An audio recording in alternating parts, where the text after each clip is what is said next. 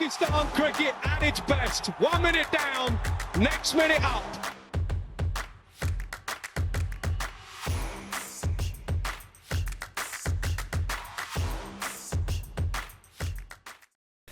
Thank you very much, everybody, for joining me once again. Saj Sadiq here for PakPassion.net.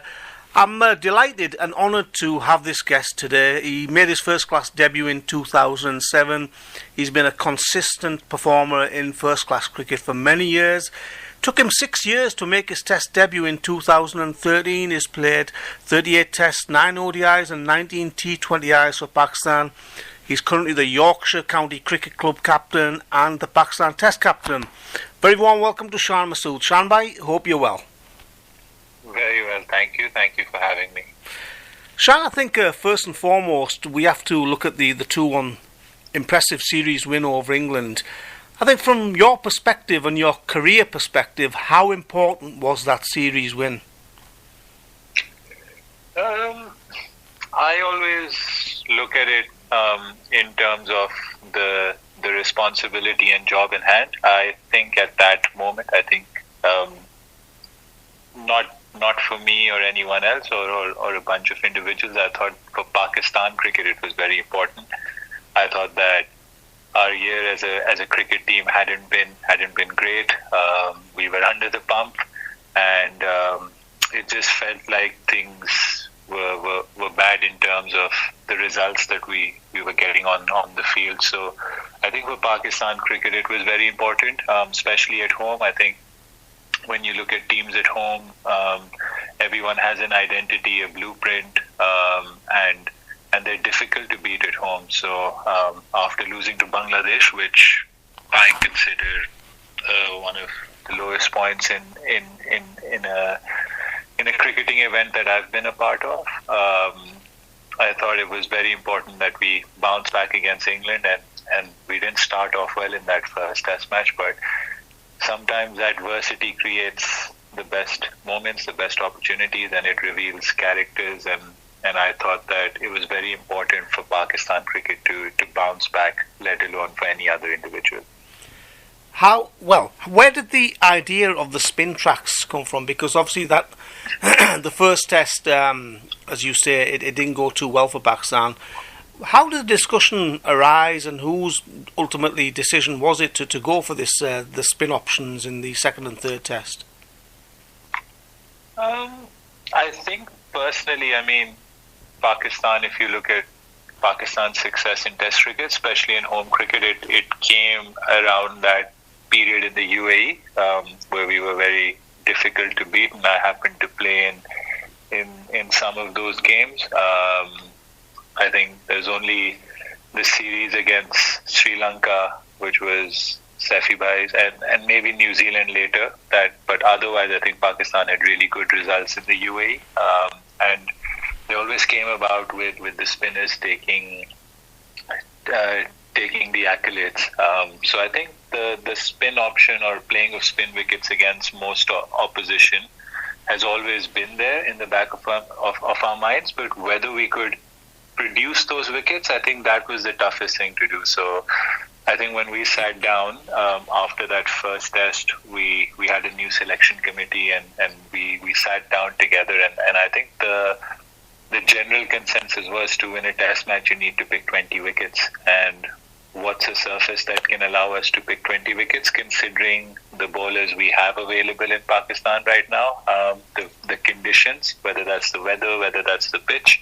And I think everyone was in unison that producing a wicket that could be favourable for spinners, and spinners that had some experience of playing international cricket and obviously a lot of experience playing first-class cricket, could really help us. So you have to give credit to everyone that obviously sat in that meeting, and I think for the new selection committee to come in to only be 2 or 3 days away from the next Test match, and for us to turn things around, I think it takes a lot of courage. There was a lot of risk taken, like using the same pitch in Multan, and then obviously trying to create a spin favourable wicket in Rawalpindi, which we've all seen can be very flat once you take the grass off in Pindi. So a lot of people, a lot of thinking, but what mattered most was that everyone was in agreement with each other in terms of picking 20 wickets would require us to play on such surfaces. Dropping Babar Azam raised a few eyebrows for the second and third test matches. Were you and the selection committee and Jason Gillespie on the same page regarding that decision?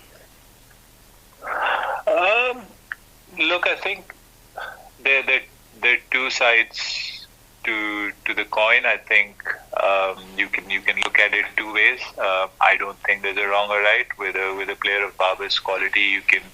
You always feel that he's just an innings away, or he's just a few runs away from turning things around. And I think what we had in terms of discussions, we always decide that the final discussion is as a result of everyone being sort of everyone agreeing and taking equal responsibility to a perfect decision. I think you win together, you lose together. That's why I'm never a firm believer on just sole sort of ownership of credit or loss or anything. I think it's a team game, and everything's done in that particular thing. And I think the reasons were pretty clear that maybe giving Babar a little break would do him a world of good, and hopefully we'll see that once he comes back into the fold. And look, I mean, in a way, the decision of giving him a break has partially paid off with Kamran Ghulam coming in and scoring what turned out to be a very important 100 for us to get back into the series. So sometimes giving your best player a break, it can be very productive. And we've seen examples of that in world cricket. We've seen examples of that in all eras of cricket. So hopefully that's something that will do Babar good. And so far, like I said, partially the decision has been vindicated with someone else coming in and also putting up a performance. And for us to figure out, yes, we have players that can come in at any time and score runs. In terms of selection policy at the moment, Shan, the understanding or the impression is that the selectors have the call regarding picking squads and picking the final 11 as well. How difficult is it for a captain to go out there knowing that 11 hasn't been picked by him? Look, I think people will always speculate in terms of how things work, and like I said, I think when the new selection committee came in, for me, I can only speak for the discussions I've had or the things that I've been present in, and I've said that before in other interviews that for me there's been very little sort of disagreement in terms of squad selection or 11 selection. So I haven't felt that I've not been able to field an 11 that I didn't want. And I think it's human nature. Sometimes there will be the odd person in a squad where you have debates over, or the odd decision. And I think it's very normal. I think people live in this world where they expect perfection in everything. If captains and coaches are sitting with the selection committee, they'll expect all 15 players to be selected in agreement, or they'll expect, even when it comes to playing, they'll expect all top 6 batsmen to get 100 and all 5 bowlers to get 5 So I think we live in a world where perfection is expected in terms of outputs and results. That's never going to be the case, but we've had a very good working relationship so far, and I think we should look at the results and actually see, maybe yes, that's happened. Something has worked, and it's probably worked because the right decisions have been taken by everyone that's been a part of that decision-making team. Jason Gillespie recently said that he's more of a mentor than a coach. I've followed Pakistan cricket for many years, Shan, and I've always felt, or often felt, that Pakistan cricket is at its best when you have that mentor type at the top of the tree, rather than a very hands-on coach. From a playing perspective, what works best for Pakistani cricketers? Yeah, I mean, that's I always personally look at the word coach, and I always feel it's in cricket it's more closer to a manager in football, or like you said, the word mentor, because I think when you're playing elite level of sport, especially a sport like cricket, I think yes, you have to be coachable, but I think the game is extremely psychological. Yes, the physical and the skill sets have to be there. That's a non-negotiable. But the game is so psychological that you need people that have been there in the cauldron before, or that know what the cauldron feels like. It's that know that what players have dealt with or what players are going through. I think you have to understand your team. You have to understand every member. You have to understand people uniquely. I don't think you can use the same set of scales for every other player. It's very easy to do that, but like I said, it's not possible for every player to be scoring 100 in a game, right? It's not possible for every player to be picking up 5 wickets in a game. You will have players on different levels of performances. You'll have players on different levels of playing time. That's where you need your mentors, your managers of your man management skills, and I think Jason is the prime example of that. The way he's led the dressing room's been exceptional. He's been a player's person, and he's looked after players. I think very easily someone can come in and be like, okay, I just want to get the results and obviously look after myself. But I think Jason's just been a people's person, and he's been there for the whole rather than for the self. And I think the players have loved having him in the dressing room, and they really appreciate what he brings to the dressing room, along with Tim and Azhar, and obviously we had Masroor in the series, and we've got a lot of people, and it'll be unfair to name just a few, but I think that's where Jason's been really good, that he's been very good in the dressing room, and he's made sure that the dressing room environment is the one where we take full control of it, and once you do that, things start to get better and better on the pitch. Shan, your career has not been a smooth ride. You'll be the first to admit, your international career that is. You've had ups and downs, highs and lows, like many professional sports people have. Do you still feel that you're an easy target for some? Look, I never wanted to play the victim card. I think everything that I've done so far, it's always been trying to make things right. I think I'm very self-critical, and I realize I'll always be learning. I'll always have points of improvement. But yeah, I feel like when something stop-start, when something's not smooth, the reflections and the judgments and the comparisons will not always be fair. There are a lot of personal things that you encounter, and also cricket things that you encounter that you consider unfair. But look, I think at the end of the day, everyone is entitled to their opinion. I know where I need to improve. I know what I need to continue and carry on, and that's always held me in good stead.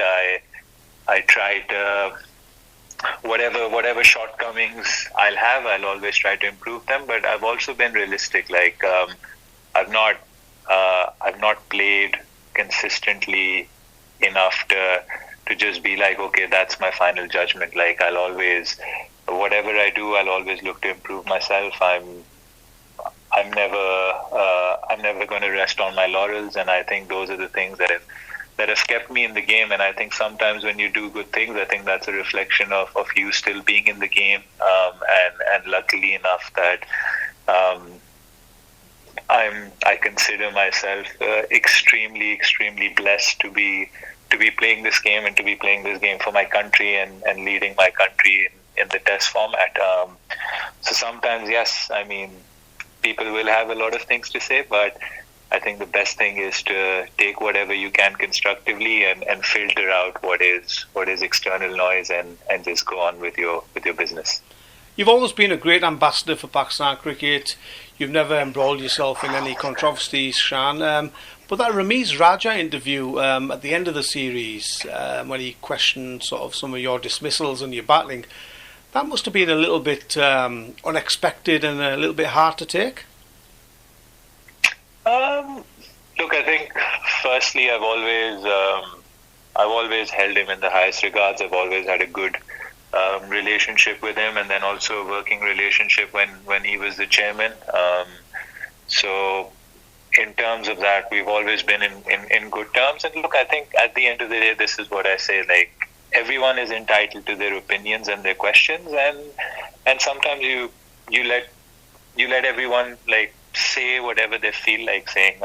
So again, like, that's for people to judge how they saw it. I saw it as a question, and I tried to answer it then and there. Like I said, like, if there is anything out of it that I could take constructively, I would have. And if there's something that needed to be filtered out, I'd always filter it out. But I think, like I said, like, I've always had a very good relationship and a lot of respect for him. So he's entitled to whatever question he wants to ask. Shan, in terms of stability in Pakistan cricket, look, the players like you will always say that, yeah, we block or we filter out all the things that are going on behind the scenes at the Pakistan Cricket Board, at selection level, and the comings and goings of coaches, etc. But at times it must be unsettling for you and your teammates. Look, Saj bhai, I think if you say that it's not unsettling or it's never in the back of our minds or it doesn't affect us, I think we'd be stating something incorrectly. Yes, all of those things happen, but it's how you respond to them. Are you responding? Are you reacting? How are you taking them? Are the things that happen, are they within your control or are they out of your control? So I think it's more about how we respond to them, as obviously as a team, as individuals. And I thought the best example or the best learning example that we can take with us forward was that we had a lot of changes after the first test against England. How did we respond to that? I think we responded very well, and we saw a lot of those players sort of going into the white ball, the one-day series against Australia as well, and we saw a very good response there as well. So again, it's more about how you respond to them. You can't say something has happened and you don't. We're all human, so you'll always be affected. You'll always feel the emotions. You'll always have certain feelings about certain things. But again, it's about your response, and that's why we say that. It's more about having characters. The skill will always be there, obviously, and I really think that Pakistan is blessed with a lot of skillful players. There's not major differences when you put the skill into account, but it's about having characters and those people that can respond well with their characteristics, and we saw that in this last month or so. And final question, Shan. It doesn't directly affect you, but I'm putting the politics aside. Obviously, the BCCI have notified the ICC that India will not be coming to Pakistan for the Champions Trophy. I think from a cricketing perspective, for the fans, for the players, to not see India coming to Pakistan to play there, obviously they've not been to Pakistan for many years. How disappointing is that? Look, I'll reflect on that as I reflect on any situation in life. I still think that it's still early days. Until something happens, you never know what can happen, right? That's how life always is. So I'm always optimistic. I hope that there's a Champions Trophy in Pakistan that consists of the 8 best teams in the world, and obviously that includes India coming to Pakistan. So personally, I've only played one India-Pakistan game in my life. I've been a part of 3 to win the Asia Cup in 2018, and I mean, any cricketer would love to be a part of that game. But when you see the 2 sets of fans, whether that's been Dubai, whether that's been Melbourne, I've watched an India-Pakistan game as a very young kid in Karachi. So like, those things are unreal, and I think the game connects everyone together. Sports is such a uniting force that it just connects everyone around the world together. And I think Pakistan, India, when Pakistan and India play against each other, that's one of the biggest sort of sporting clashes that you'll see in global sports. So for us, all of us, for the cricketing world, to have something like that, I think that's very special. And you just hope that somehow what the verdict is right now, it will change, and we'll have the 8 best teams playing the Champions Trophy, which includes India and Pakistan in Pakistan, and that would be very special. So we'll hope that things turn. Thank you very much for your time, Shan. Always honest, always very articulate, and always a great ambassador for Pakistan and Pakistan cricket. Wish you all the best for the future, and I really appreciate your time for this interview. Thank you, Saj bhai. Thank you so much.